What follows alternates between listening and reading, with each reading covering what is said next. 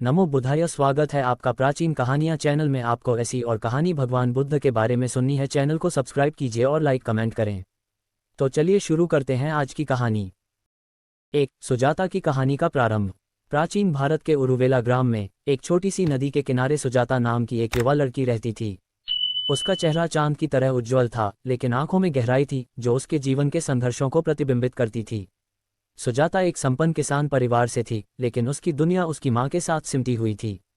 सुजाता का जीवन बाहरी रूप से सरल प्रतीत होता था, लेकिन उसके दिल में एक अधूरी इच्छा छिपी हुई थी। उसकी माँ वृद्धावस्था में अक्सर एक पेड़ की ओर इशारा कर कहती, यहाँ रहने वाले देवता हमारी प्रार्थना कबूल करेंगे। वह पेड़ एक पुराना बरगद था जिसे गांव के लोग पूजते थे। सुजाता ने बचपन से उस पेड़ को देखा था और उसमें विश्वास करना शुरू कर दिया था कि वहाँ कुछ अलौकिक शक्ति है। लेकिन सुजाता के मन में सवाल उठते थे, क्या सच में ये पेड़ मेरी इच्छाओं को पूरा करेगा, या यह महज एक अंधविश्वास है। एक दिन जब वह नदी किनारे बैठी थी, उसने देखा कि एक तपस्वी जो बेहद दुबला पतला और थका हुआ प्रतीत हो रहा था, उसी बरगद के पास ध्यानमग्न था। उसके पास कोई साधन नहीं था और उसके कपड़े फटे हुए थे। उसकी आंखें बंद थीं और ऐसा लगता था जैसे वह किसी गहरे संघर्ष में था। ये कौन हो सकते हैं, सुजाता ने सोचा। वह उस तपस्वी को देखकर चकित थी। ऐसा लग रहा था जैसे वह इंसान नहीं बल्कि कोई आध्यात्मिक शक्ति है। लेकिन सुजाता को उस समय ये पता नहीं था कि यह तपस्वी कोई साधारण व्यक्ति नहीं बल्कि सिद्धार्थ थे, जो अपने सत्य की खोज में यहाँ पहुंचे थे। 2. सिद्धार्थ का कठोर तप और उनके संघर्ष। बरगद के नीचे बैठे तपस्वी कोई और नहीं बल्कि सिद्धार्थ गौतम थे। उनका जीवन राजमहल के ऐश्वर्य से शुरू हुआ था, लेकिन उनके हृदय में संसार के दुखों का समाधान खोजने की तीव्र लालसा थी। गृह त्याग के बाद वे वर्षों तक सत्य की खोज में भटकते रहे। सिद्धार्थ ने अपनी यात्रा में अनेकों ऋषियों से ज्ञान प्राप्त किया, कठोर तपस्याएं की और अपने शरीर को चरम सीमा तक कष्ट दिया। वह मानते थे कि आत्मा को मुक्त करने के लिए शरीर को हर प्रकार के सुख और आराम से वंचित करना होगा। उरुवेला के घने जंगलों में सिद्धार्थ ने अपनी तपस्या के अंतिम चरण में प्रवेश किया। वहां उन्होंने भोजन त्याग दिया और केवल एक मुट्ठी चावल या कुछ बेरोन पर ही जीवित रहने का प्रयास किया। उनका शरीर कमजोर हो चुका था, उनकी हड्डियां साफ दिखाई देने लगी थीं और उनका शरीर इतना दुर्बल हो गया था कि वह खड़े भी नहीं हो सकते थे। इस कठोर तपस्या के दौरान उनके मन में कई बार विचार आया, क्या यही सत्य तक पहुंचने का मार्ग है? क्या मैं सही दिशा में जा रहा हूं या केवल अपने शरीर को नष्ट कर रहा हूं? उनकी यह आत्ममंथन की अवस्था दिनों तक चलती रही। वह अक्सर ध्यान में डूब जाते और फिर थकावट के कारण अचेत हो जाते। 3. सुजाता और तपस्वी का पहला संपर्क। सुजाता ने उस तपस्वी को लगातार कई दिनों तक बरगद के नीचे बैठे देखा। उसकी मां ने उसे बताया कि यह तपस्वी भगवान के समान है और उसकी प्रार्थना को अवश्य सुनेगा। लेकिन सुजाता ने सोचा, अगर यह सच में भगवान के समान है तो इन्हें इतनी कठिनाई क्यों हो रही है? ये इतने कमजोर और पीड़ित क्यों दिखते हैं? एक दिन सुजाता ने अपनी दासी पन्ना को बुलाया और कहा, मैं इस तपस्वी के लिए कुछ खाने की व्यवस्था करूंगी। ऐसा लगता है कि इन्हें भोजन की सख्त जरूरत है। पन्ना ने आश्चर्य से कहा, लेकिन देवी, क्या यह उचित होगा? ये तो तपस्वी हैं, वे शायद हमारा भोजन स्वीकार न करें। सुजाता ने दृढ़ता से कहा, यदि इन्हें मेरी सहायता से लाभ हो सकता है तो मुझे प्रयास अवश्य करना चाहिए। सुजाता ने अपने हाथों से खीर पकाए। वह खीर न केवल स्वाद में अद्भुत थी बल्कि उसमें उसकी भक्ति और करुणा भी मिश्रित थी। उसने उसे सोने के पात्र में रखा और पन्ना के साथ बरगद के पेड़ के पास पहुंची। 4. सुजाता का उपहार और बुद्ध का परिवर्तन। सुजाता ने सिद्धार्थ के पास पहुंचकर धीरे से कहा, हे तपस्वी, ये खीर स्वीकार करें। मैं आपके कष्टों को देख नहीं पा रही हूं। आप कोई साधारण व्यक्ति नहीं लगते, आप में कोई दिव्य प्रकाश है। कृपया इसे ग्रहण करें। सिद्धार्थ ने पहली बार अपनी आंखें खोलीं। उन्होंने देखा कि एक युवा लड़की, जिसकी आंखों में सच्ची करुणा थी, उनके सामने खड़ी थी। वह सोचने लगे, क्या ये प्रकृति का संकेत है कि मैं अपने मार्ग को बदलूं? उन्होंने सुजाता के सोने के पात्र में दी गई खीर को स्वीकार किया। वर्षों बाद ये पहला भोजन था जिसे उन्होंने पूरे मन से ग्रहण किया। जैसे ही उन्होंने खीर खाए, उनके शरीर में एक नई ऊर्जा प्रवाहित होने लगी। उस क्षण सिद्धार्थ को यह एहसास हुआ कि आत्मज्ञान का मार्ग केवल कठोर तपस्या में नहीं बल्कि संतुलन में है। उन्होंने मन ही मन सुजाता को धन्यवाद दिया और उसी क्षण से अपने मार्ग को नए दृष्टिकोण से देखने का निश्चय किया। 5. बोधि वृक्ष के नीचे का क्षण। सुजाता की खीर ग्रहण करने के बाद सिद्धार्थ ने अपनी कठोर तपस्या को समाप्त करने का निश्चय किया। उन्होंने महसूस किया कि जीवन का सार न तो भोग में है और न ही अति कठोर तप में। उन्होंने मध्यम मार्ग का विचार अपनाया, एक ऐसा मार्ग जो संतुलन पर आधारित हो। खीर ग्रहण करने के बाद सिद्धार्थ के भीतर एक नई ऊर्जा और दृढ़ता जागृत हुई। उन्होंने बोधि वृक्ष के नीचे ध्यान करने का निश्चय किया। ये वही बरगद का वृक्ष था जिसे सुजाता और गांव वाले देवता मानते थे। सिद्धार्थ ने अपने स्थान पर बैठते हुए प्रण किया, जब तक मुझे सत्य का साक्षात्कार नहीं होगा मैं यहाँ से नहीं उठूंगा। चाहे मेरा शरीर नष्ट हो जाए, पर मैं अपने संकल्प से पीछे नहीं हटूंगा। रात गहरी होती गई और सिद्धार्थ ध्यान में लीन हो गए। उनके मन में अनेक विचार उठे, भूतकाल की स्मृतियां, मोह, लालच और भय। ऐसा लगा जैसे सारी सृष्टि उनके मन में तूफान पैदा कर रही हो। उसी रात उनके सामने मार्ग प्रकट हुआ। यह कोई व्यक्ति नहीं, बल्कि उनके भीतर का अज्ञान और अंधकार था। मार ने उन्हें विचलित करने के लिए अपनी सारी शक्ति लगा दी। उसने उन्हें भय दिखाया, मोह के जाल बिछाए और उनकी तपस्या को भंग करने का हर संभव प्रयास किया। लेकिन सिद्धार्थ अडिग रहे। उन्होंने हर प्रलोभन और भय का सामना किया और अंततः उस अज्ञान पर विजय प्राप्त की। 6. ज्ञान का प्रकाश और सुजाता की भूमिका। जब भोर हुई तो सिद्धार्थ ने अपने भीतर एक अद्भुत शांति और प्रकाश का अनुभव किया। उन्होंने 4 आर्य सत्यों और अष्टांगिक मार्ग का साक्षात्कार किया। यही वह क्षण था जब सिद्धार्थ बुद्ध बने संपूर्ण ज्ञान के धारक। सुजाता के द्वारा दी गई खीर ने इस यात्रा में एक महत्वपूर्ण भूमिका निभाई। अगर उस दिन सुजाता ने बुद्ध को भोजन न दिया होता तो उनका शरीर इस कठिन साधना को सहन नहीं कर पाता। सुजाता का ये छोटा सा कार्य संसार के इतिहास में एक महत्वपूर्ण क्षण बन गया। बुद्ध ने अपने ज्ञान को सबसे पहले उन साधुओं और तपस्वियों के साथ साझा करने का निश्चय किया जिन्होंने पहले उनके साथ तपस्या की थी। लेकिन इससे पहले उन्होंने सुजाता को आशीर्वाद देने का विचार किया। 7. सुजाता का आशीर्वाद। कुछ दिनों बाद जब बुद्ध ने अपनी ध्यान साधना पूरी कर ली तो वे सुजाता के घर पहुंचे। सुजाता और उसकी मां ने उन्हें देखकर प्रसन्नता से उनका स्वागत किया। सुजाता की आंखों में आभार और श्रद्धा के आंसू थे। बुद्ध ने कहा, सुजाता, तुमने जो दया और करुणा दिखाई वह अनमोल है। तुम्हारा वह छोटा सा कार्य मुझे एक नई दिशा देने में सहायक हुआ। तुम्हारी खीर ने मेरे भीतर शक्ति का संचार किया। सुजाता ने झुककर बुद्ध से कहा, भगवान, मैं तो केवल अपनी प्रार्थना और श्रद्धा से प्रेरित थी। लेकिन क्या यह संभव है कि मुझे भी सत्य का मार्ग दिखे? बुद्ध ने मुस्कुराते हुए कहा, तुमने सत्य का मार्ग पहले ही चुन लिया है, सुजाता। करुणा, दया और दूसरों की सेवा ही धर्म का मार्ग है। बुद्ध ने उसे मध्यम मार्ग की शिक्षा दी और समझाया कि जीवन का सार संतुलन में है। सुजाता ने उस दिन से उनके उपदेशों का पालन करने का संकल्प लिया। 8. सुजाता की प्रेरणा और संदेश का प्रसार। सुजाता केवल एक सामान्य लड़की नहीं रह गई। उसने बुद्ध के संदेश को अपने गांव में फैलाने का कार्य शुरू किया। उसकी करुणा और सेवा भावना ने गांव वालों को गहराई से प्रभावित किया। वह हर किसी को सिखाती, जीवन में किसी के लिए छोटी सी सहायता भी बड़े परिवर्तन ला सकती है। मैंने केवल एक खीर का पात्र दिया था, लेकिन उस छोटे से कार्य ने मेरे जीवन को बदल दिया। 9. सुजाता का निस्वार्थ सेवा भाव। बुद्ध से शिक्षा प्राप्त करने के बाद सुजाता का जीवन बदल गया। उसने अपने गांव के लोगों को मध्यम मार्ग और करुणा का महत्व सिखाने का संकल्प लिया। पहले लोग अंधविश्वास में जीते थे। वे सोचते थे कि केवल कठोर यज्ञ, बलिदान और देवताओं की पूजा से जीवन सुधर सकता है। सुजाता ने गांव में बदलाव लाने के लिए छोटे छोटे कदम उठाने शुरू किए। वह लोगों को सिखाने लगी कि किसी की मदद करना, सच्चाई से जीना और संतुलित जीवन अपनाना ही सबसे बड़ा धर्म है। गांव में एक गरीब विधवा रहती थी जिसका नाम शीलावती था। वह अपने बच्चों का पालन पोषण करने के लिए संघर्ष कर रही थी। सुजाता ने उसकी सहायता की, उसे काम दिलवाया और बच्चों के लिए भोजन का प्रबंध किया। धीरे धीरे गांव के अन्य लोग भी सुजाता से प्रेरित होकर जरूरतमंदों की मदद करने लगे। सुजाता कहती, किसी को खाना खिलाना, उसके दुख को समझना और उसे सहारा देना ही सबसे बड़ी पूजा है। यही मैंने बुद्ध से सीखा है। 10. बुद्ध के संदेश का गांव में प्रसार। सुजाता ने गांव में बुद्ध का संदेश फैलाने के लिए एक सभा का आयोजन किया। उसने बुद्ध को निमंत्रण दिया कि वे गांव में आकर लोगों को उपदेश दें। एक दिन बुद्ध और उनके शिष्यों का आगमन हुआ। गांव में हर ओर उत्साह था। लोग सोच रहे थे, कैसा होगा वह व्यक्ति जिसने संसार का सबसे बड़ा सत्य प्राप्त किया है। बुद्ध ने गांव के पेड़ के नीचे एक सभा में सभी को संबोधित किया।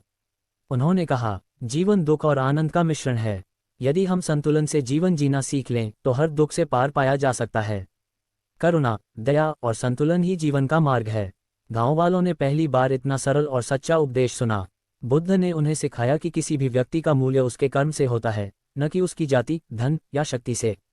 11. सुजाता का बलिदान और समर्पण। सुजाता बुद्ध के उपदेशों का पालन करते हुए हर किसी की मदद करने में अपना जीवन व्यतीत करने लगी। लेकिन इस मार्ग में उसे कई चुनौतियों का सामना करना पड़ा। कुछ लोग उसके कार्यों का विरोध करते थे। वे कहते, तुम हमारे रीति रिवाजों को क्यों बदल रही हो? क्या यज्ञ और बलिदान की परंपरा गलत है? सुजाता शांत भाव से उत्तर देती, मैं किसी परंपरा को गलत नहीं कहती। लेकिन यदि किसी कार्य से किसी का भला नहीं हो रहा तो वह व्यर्थ है। एक बार गांव में भयंकर अकाल पड़ा। लोग भूख से मरने लगे। सुजाता ने अपने घर का सारा अन्न गांव वालों में बांट दिया। उसने कहा, यदि हम सब मिलकर एक दूसरे की मदद करें तो कोई भूखा नहीं रहेगा। उसका ये बलिदान लोगों के दिलों को छू गया। धीरे धीरे गांव का हर व्यक्ति सुजाता के मार्ग पर चलने लगा। 12 बुद्ध का सुजाता को आशीर्वाद। कुछ वर्षों बाद बुद्ध फिर से उस गांव में लौटे। उन्होंने देखा कि पूरा गांव अब बदल चुका था। वहां के लोग आपस में एक दूसरे की मदद कर रहे थे और जीवन में संतुलन अपनाने लगे थे। बुद्ध ने सुजाता को आशीर्वाद देते हुए कहा, तुमने जो कार्य किया है वह मेरे उपदेशों का सबसे बड़ा उदाहरण है। तुमने न केवल अपने जीवन को बदला बल्कि दूसरों के जीवन में भी प्रकाश फैलाया। तुम्हारा ये कार्य सदियों तक याद किया जाएगा। सुजाता ने विनम्रता से कहा, भगवान, ये सब आपके ज्ञान और शिक्षा का परिणाम है। आपने मुझे दिखाया कि सच्चा सुख दूसरों की सेवा और करुणा में है। अंतिम भाग, सुजाता की विरासत। सुजाता ने अपना शेष जीवन बुद्ध के संदेश को फैलाने और दूसरों की मदद करने में बिताया। उसके कार्यों और विचारों ने केवल उसके गांव को नहीं बल्कि आसपास के क्षेत्रों को भी प्रभावित किया। उसकी मृत्यु के बाद लोग उसकी स्मृति में उस बरगद के पेड़ के पास एक स्तूप बनवाने लगे। वह पेड़ जहां उसने बुद्ध को खीर अर्पित की थी अब बोधि वृक्ष के नाम से प्रसिद्ध हो गया। सुजाता की कहानी हमें सिखाती है कि कोई भी व्यक्ति, चाहे वह कितना ही साधारण क्यों न हो, अपने छोटे से कार्यों से बड़े बदलाव ला सकता है। 13 सुजाता की शिक्षा और समाज में बदलाव। सुजाता ने गांव में महिलाओं के लिए विशेष रूप से शिक्षा और आत्मनिर्भरता का अभियान शुरू किया। उस समय महिलाओं को सीमित अधिकार और अवसर दिए जाते थे। सुजाता ने कहा, जिस प्रकार एक दीपक अपने प्रकाश से अंधकार को दूर करता है, उसी प्रकार हर व्यक्ति, चाहे वह स्त्री हो या पुरुष, ज्ञान और करुणा के माध्यम से समाज में बदलाव ला सकता है। उसने महिलाओं को खेती, सिलाई और अन्य आवश्यक कौशल सिखाए। उसने उन्हें बताया कि वे भी पुरुषों के समान समाज में योगदान दे सकती हैं। धीरे धीरे महिलाओं ने अपने परिवार और गांव की भलाई के लिए काम करना शुरू किया। इससे गांव की आर्थिक स्थिति भी सुधरने लगी। 14 बुद्ध का संदेश जन जन तक पहुंचना। सुजाता ने बुद्ध के साथ यात्रा करने वाले उनके शिष्यों का सहयोग किया। वह उनके लिए भोजन और रहने की व्यवस्था करती और गांव-गांव जाकर लोगों को बुद्ध के उपदेश सुनने के लिए प्रेरित करती। एक बार पास के एक बड़े नगर में, जहां लोगों में जाति और भेदभाव का प्रचलन था, सुजाता ने वहां बुद्ध के उपदेश सुनाने का आयोजन किया। नगर के उच्च वर्ग के लोग विरोध कर रहे थे, लेकिन सुजाता ने साहस के साथ कहा, सत्य और धर्म किसी जाति, वर्ग या धन का मोहताज नहीं है। ये सबके लिए समान है। यदि आप अपने अज्ञान को नहीं त्याग सकते तो आप कभी भी सच्चे सुख को प्राप्त नहीं कर पाएंगे। बुद्ध के उपदेश सुनने के बाद नगर के लोग भी उनकी शिक्षाओं को अपनाने लगे। 15 सुजाता और उसके परिवार की कहानियां। सुजाता का यह मार्ग केवल उसके लिए नहीं था, उसने अपने परिवार और रिश्तेदारों को भी इस कार्य में शामिल किया। उसके भाई, जो पहले लालच और धन के प्रति आसक्त थे, अब समाज सेवा में रुचि लेने लगे। उसकी माँ, जो शुरू में देवताओं और अंधविश्वासों में विश्वास रखती थी, अब अपने जीवन को सरलता और संतुलन के साथ जीने लगी। सुजाता का घर अब केवल उसका निवास स्थान नहीं था, बल्कि एक ऐसा स्थान बन गया जहां लोग सलाह लेने, प्रेरणा पाने और अपनी समस्याओं का समाधान खोजने आते थे। 16 बुद्ध का अंतिम संदेश सुजाता को। जब बुद्ध की आयु बढ़ने लगी तो उन्होंने अपने शिष्यों को ये सिखाना शुरू किया कि हर व्यक्ति को आत्मनिर्भर बनना चाहिए। उन्होंने कहा, अब दीपो भव, अर्थात अपने दीपक स्वयं बनो। बुद्ध ने सुजाता को व्यक्तिगत रूप से बुलाया और कहा, तुम्हारा जीवन इस संसार के लिए एक दीपक की तरह है। तुमने करुणा और सेवा के माध्यम से लोगों के दिलों में परिवर्तन लाया है। मेरी शिक्षाएं तुम्हारे माध्यम से जीवित रहेंगी। सुजाता ने उनकी यह शिक्षा पूरे हृदय से ग्रहण की। उसने अपने जीवन के अंतिम दिनों तक इस संदेश को हर व्यक्ति तक पहुंचाया। 17 सुजाता की विरासत का प्रभाव।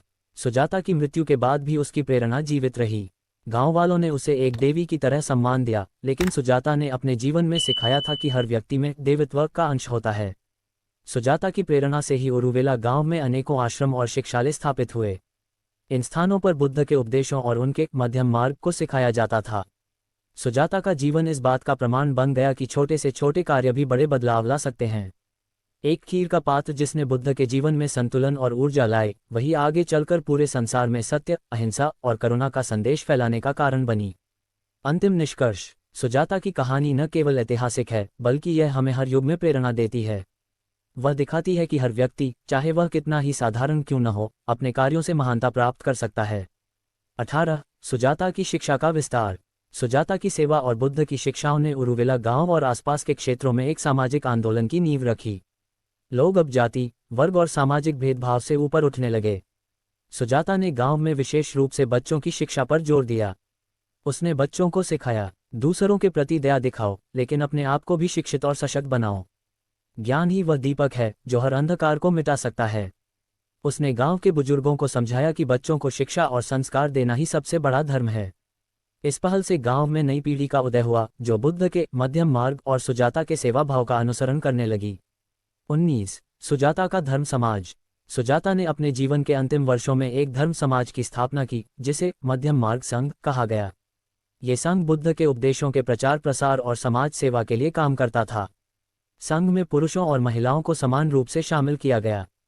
इस संघ ने भिक्षुओं और साधुओं की मदद की, लेकिन साथ ही आम लोगों की समस्याओं को हल करने पर भी ध्यान दिया।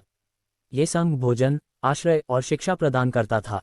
सुजाता ने कहा, धर्म का उद्देश्य केवल आत्मिक शांति प्राप्त करना नहीं, बल्कि दूसरों के जीवन में परिवर्तन लाना भी है। 20 बुद्ध के निर्वाण के बाद सुजाता का योगदान।